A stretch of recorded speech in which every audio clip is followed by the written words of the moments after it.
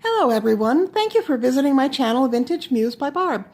Today I have a tutorial for you showing you how to make this Santa Claus tag that I featured in a previous project. Okay, so what I did is I started off with a 6 1/4 inch tall by 3 1/8 inch wide large size tag that I cut with my Sizzix machine. And I added some music paper over the top. Normally I just tack that part down with a glue stick, not a glue gun stick, not that kind of glue, but a glue stick just to hold it in place. I know that later I'm going to sew around this so it doesn't have to be stuck real good, just enough to keep it in place while I'm working. The next thing that I layered on there would be a rectangle. I've got a whole stack of all my little bits and pieces. But I had cut a rectangle out of mulberry paper, and I know I'm going to put it on the corner over here just to break up the music paper, but still keeping a background for that Santa Claus that we know is coming. Let's see how I can do this on the tutorial. Hopefully it'll come out. I'm not going to worry about getting it perfectly for the tutorial. I just want it to not move around while I'm working today. Okay, I always ink up the edge of the thing that I'm making because I like the way it looks, and I like the fact that that helps to separate one layer from the next layer. So behind and in front of, by adding the ink around the edges, that gives me a little bit of extra dimension and depth. The next thing that I did on the tag that I finished and that showed you before is I actually took, let's see, I should have gotten a new bottle of this out for this project, but I just took a little bit of Fabri-Tac. You could use tacky glue, you could use a glue gun, whatever you'd like to use. I like the Fabri-Tac because it dries really quickly, and I'm not real good at waiting for stuff. Okay, I lined up, in theory, I lined up the edge. Okay, and forgive me, I am working around a tripod between my knees, so my hands, the tripod's like right back here, and I'm kind of working with my arms and my hands around and trying desperately to get this on here and not to squish anybody or, all those fun things. Or it looks like I've sent some of my project parts flying. Anyway, so I've used the edge here to line up a 6-inch doily half. I've inked around that, and I always try to do that before I glue stuff on. You can see how we're starting to build dimensions and layers here. Also on this doily, I used a Tim Holtz script stamp, and I just randomly stamped on that.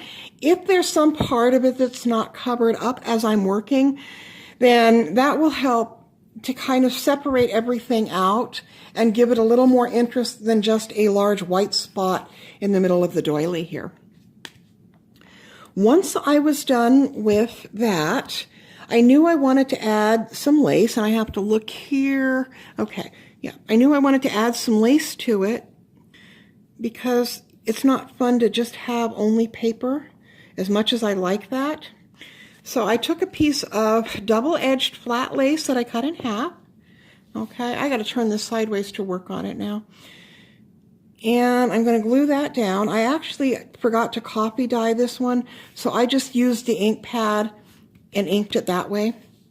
Okay, now we've got some lace on there, which is not, not real exciting right now, but we're just building up some layers to give interest behind that tall, skinny Santa Claus that I'm going to put on there later. If I was doing this normally, I would have taken the time, obviously, and really, I guess I could tack it. I would have glued down behind the doily, like all the way around here. Here we go, hold him down. Okay, so I normally would. I don't want to run out of time on here today. I've already done this a couple times, and I think I went too long. Upload for me. So, yeah, so anyway, we're just kind of barely tacking stuff down. Normally, I would have glued it down there much more securely. All right, we're setting up our background, and as I was working on these, I said, okay, that looks pretty good. Let's see, how does Santa look on there? Well, yeah, he's not too bad, but it's a little bit bland, and you go from here to here to here, and there's still, even though I've edged everything, there's still kind of this vast expanse of white on there. And Santa just kind of sits there. He kind of floats on the top. He doesn't really look nestled down in and not real dimensional. What I ended up doing is taking a piece of craft paper that I again cut on my Sizzix machine because I like the deckled edge on these rectangles. You don't have to do that. You could just as easily cut something out from behind it. You could use Christmas paper on this. You could use old wrapping paper. You could use, a solid red or a foiled paper, whatever you'd like to. I'm looking on here. This is about 2 3/4 inches. In this case, it'll be side to side. And it'll be 1 7/8 inch tall this way. That's the size I used for this size of tag. Your mileage may vary. You might need a larger or a smaller rectangle to go behind your Santa. Totally up to you, totally dependent upon the actual background that you're using to start with. I want to show you how I lined this up. And I have a really hard time. I always want to make everything straight and linear. But that's really a bit much because we got triangle and straight part and, all the lines from the music paper. So I knew that I kind of needed to maybe give a little bit of angle on here. That's a lot more interesting to the eye instead of just a bunch of rectangles stacked on top of each other, which is basically what I've got. Rectangle. The tag's really rectangle, rectangle. This is still in a rectangle, and this is a long, skinny rectangle. So I tilted this, and I can tell how far to tip it.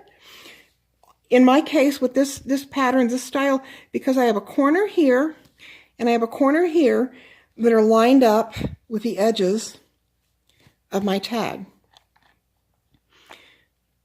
And it's going to be, somewhere close to this center part of the doily. That's kind of what I did for my pattern to line it up.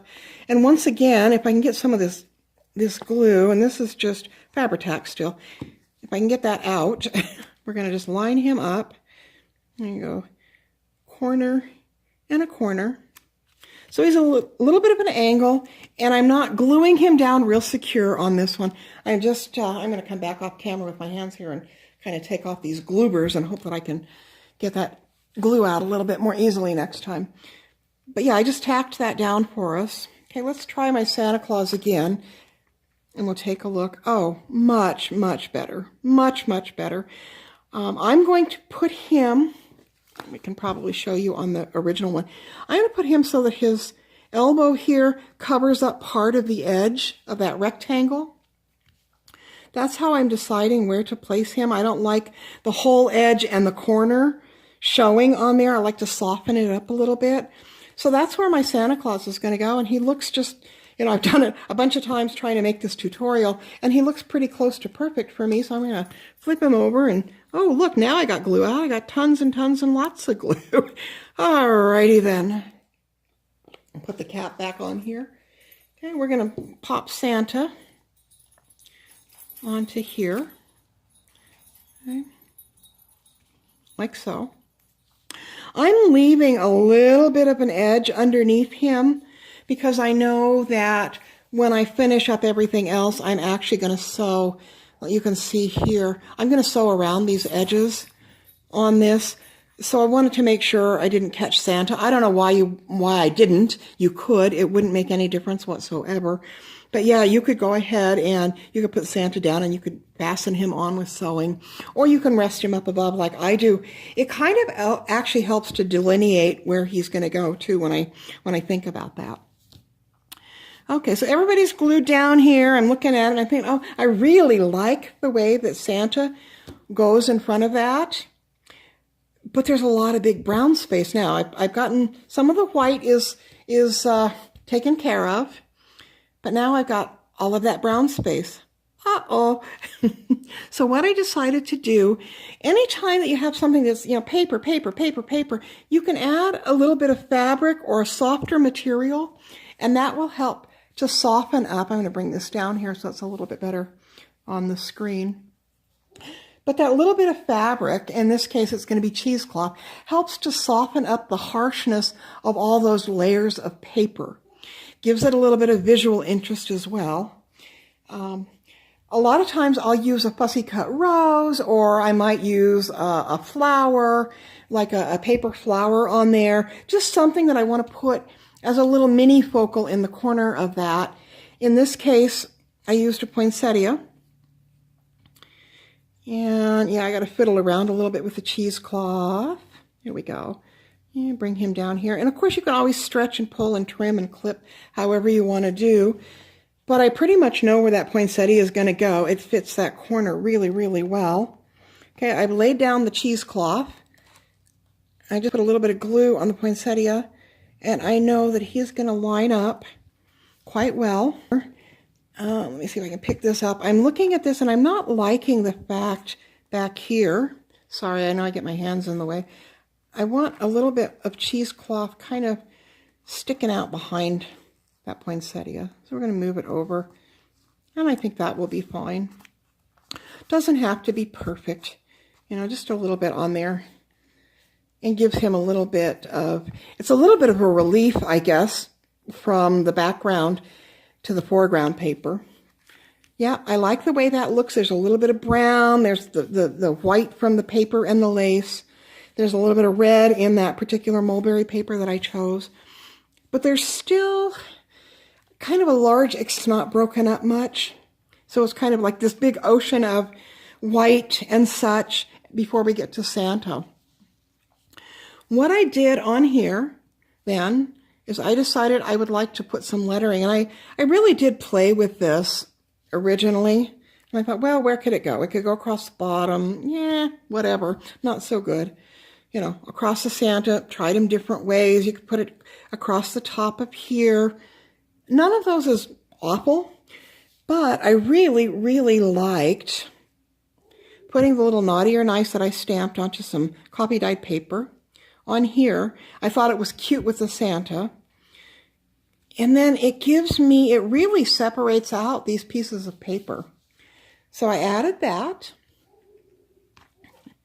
Oh, yeah, I got gloobers. Put them off over there. Okay. I added that on there.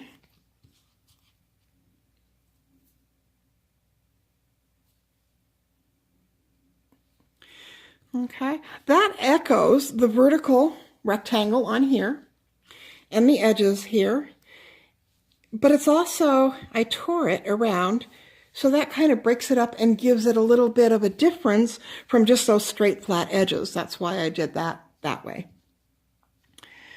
Okay, remember we're going to have stitching all the way around here. We could put stitching here, but I still didn't like the way the edge was. So I took some sari silk, and I don't know if I'm going to get this out or not. I actually went and sewed it first, but then I took some sari silk and I glued it down the side, and that softened up that edge. Okay, there's a lot of the, let me show you, let me bring this one over. On here, this stitching, messy stitch double on there, softened up the edge of this a little bit for me. Yeah, and I really liked the way that looked, but I like to add that sari silk on the other side to soften up that edge. The only other thing that I did with this, and I don't have my hole punch, I'm going to scoot this out of the way. Only other thing that I did with this before I was finished was I added the paper reinforcement labels on the front and on the back. Grubbied everything, again, just on the ends and the edges, anything that I missed, grubbied the back with the ink and distressed that. And these guys, you know, somebody was asking, well, where do you get those and how do you do those? These are just basic labels. They're Avery labels. They come in a package. We got mine at Walmart. And I just used my ink applicator and some distress ink, and I rubbed over those real well. And that turned them brown so that they go really well with this. And then I took a piece of the matching sari silk that's the same as what I put on the side, and I put that, here we go, I put that at the top for a hang tag. And that's that. So the next thing that I'm going to show you, I'm almost done here. The next video that I'm going to do, I'm going to show you this same kind of a pattern, but over many different backgrounds or several different backgrounds. So we're going to use a guest check. We're going to alter a envelope. We're going to alter a glassine bag.